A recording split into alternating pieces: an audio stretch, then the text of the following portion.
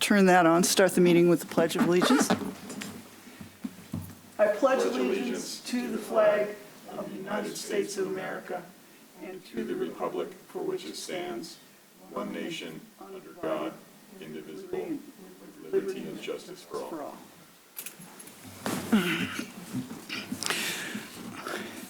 And let's start with a roll call. Councilmember Mark Mazzoni is not able to attend tonight. Councilmember Martin Nicholas, Commissioner. Here. Commissioner Brian Palmer phoned earlier and said he's not able to attend. Commissioner Daryl Parham. Present and accounted for. And Chair Monica Zinda. Here I am. Do we have any non-agenda items, public comment at all by any chance? Doesn't look like it. Okay. Do we have any conflicts of interest regarding the agenda item tonight from anyone here? No, ma'am. All right. Are we going to get a staff report first off? All right. It's your turn. All right, thank you. You're welcome.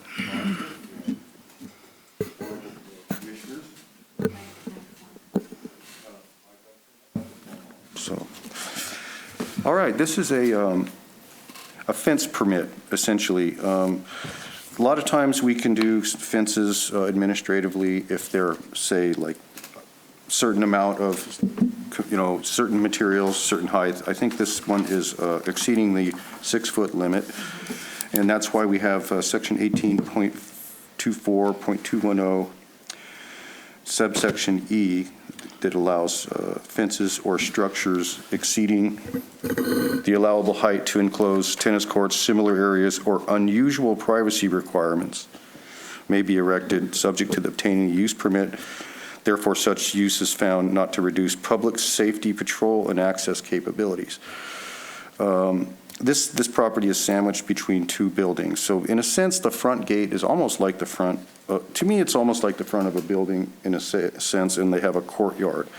So you really can't see a lot of the fence in there, but it basically just is what it is. You see the pictures here, and the reason it's kind of open, just like the last fence that they installed there, is the police department suggested for their purposes, for security, they want to be able to see inside from that. So it's like an unusual privacy situation where we have to have a demarcation because it's for both sides too. We have that kind of like walkway there that belongs to this side, and that encloses the business.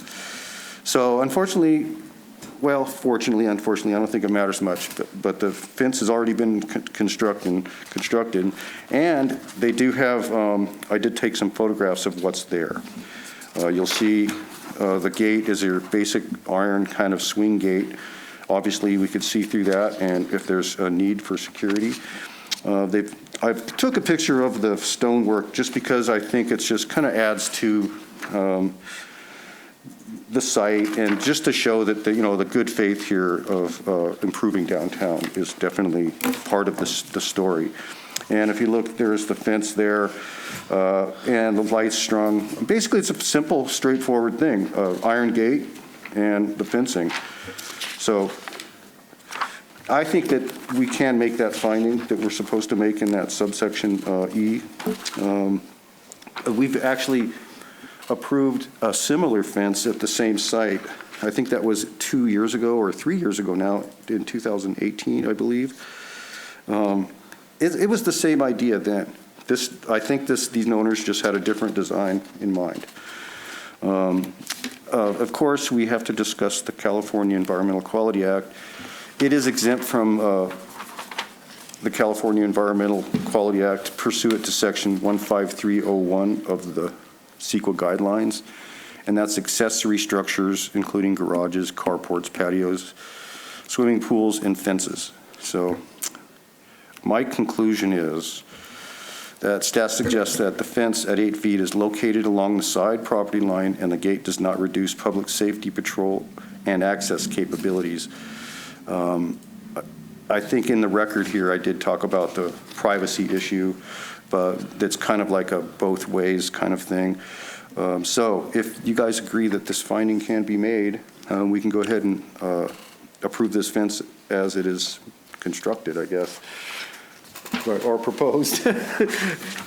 So do we have If you have any to, questions, you can ask. are we supposed to approve the notice of exemption too? Yeah, that's usually, my suggested motion would include both, just to move to adopt the notice of exemption and the project as proposed. Unless you have other ideas, we could modify the project Okay. here, of course. So that's the whole staff report Yeah. at this point? I mean, there's a lot more in the staff report, but I just summarized it for the purpose of the meeting. Do we have anyone who cares to talk about this project? There we go. Hi. Good evening, Chair and Commissioners. My name is Katie Maple, and I'm here on behalf of Perfect Union. I just want to say first that we're sorry. There was some miscommunication internally with our staff. I think there was our building team kind of thought we were ready to go. We didn't have the required approvals, and so it was built, and that was an issue. And so I actually had coffee with the city manager earlier, Mr. Rendell, and just expressed that we're really sorry. We do not, this is not how we normally operate. We don't come in and just build a fence without getting permission. So I just wanted to personally come here and apologize for that, and just let you guys know that we're here. We want to be partners, and we definitely never want to build anything in advance. So we've actually changed some of our internal processes to make sure that this never happens again. And then in terms of the fence, it says 8 feet, but actually the fence is actually at 6 feet right now. The posts are at 8 feet, which is what has the lights hanging from them. We don't have any plans at the moment to go above 6 feet, but that's what our original plans did say 8. But just for your knowledge, it's currently 6 feet and not 8. Yep, and happy to answer questions. Thank you. I don't think I have any questions at this point. Does anybody? I do. Okay. Do you know what was approved in 2018? It was kind of a combination of stone and lattice, and it went about the same, but the stone kind of had kind of waves in it, and the lattice would fill in between. It was a different look altogether. The stone was existing. The stone was existing. See, I don't know. There was an But, existing stone wall, Yeah. and then they built a lattice wall above that. As far as, in my opinion, aesthetics and straightforwardness, this is a better design. The other one was creative, but it didn't quite go with, it would have been neat, but this one is more of a big package, that's with the stone and the tables, it's just kind of very, very clean. Did it have the 8-foot exemption at the time? Yes, it did. That's it, exactly. That's what, because they had instead of having a gate, I think that was more about what it was for. Instead of having a gate, well, they had a gate, but that had these high sides, and that went way up, like 8 or 9 feet. And there was probably this much on each side of the gate. And that's kind of what we were really approving. Because like I said, I think that once you get in the courtyard there, I don't see this as really being the one on the side. That's kind of just inside. I have a feeling that if you can't see it from the street, why bother? That's my thing. But The question I have, though, is do we really even need to act if you've got an 8-foot exemption already approved well, this is a new project. That's all. It's basically on just an existing They fence? tore it all down They and tore it down and did put this it one. again. This is Yeah. brand new. So that's why we. They took out the It's a rock new wall project, and everything. New so- owner, new everything, so, yeah. I I'm mean, it's an curi- easy one to approve, if that's, Whatever happened to the safe that came with that building? Do you know? That was embedded in that rock wall? I believe the previous building owner still has it. We don't have it currently.